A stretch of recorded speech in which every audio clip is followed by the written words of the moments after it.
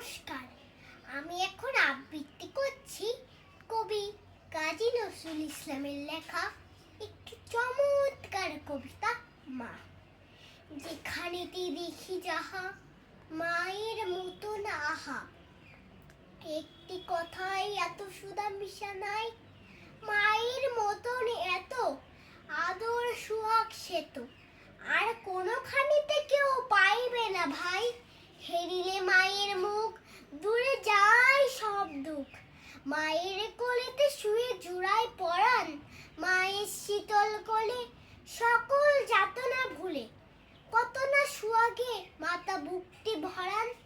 যখন জনম নিনু কত অসহায় ছিল, কাদা ছাড়া নাহি জানিতাম কোনো কিছু, উঠা বসা দূরে থাক মুখে নাহি ছিল বাক, চাহনি ফিরিত শুধু মার পিছু পিছু। পাঠশালা হতে যাবে ঘরে ফিরিতাম সবে, কত না আদরে কোলে তুলে নেবে মাতা, খাবার ধরিয়া মুখে শুধাবেন কত সুখে। আজ কত লেখা হলো পড়া কত পাতা, পড়ালেখা ভালো হলে দেখেছ সে কত ছলে, ঘরে ঘরে মা আমার কত নাম করে, বলে মোর খোকামণি হীরা মানিকের খনি।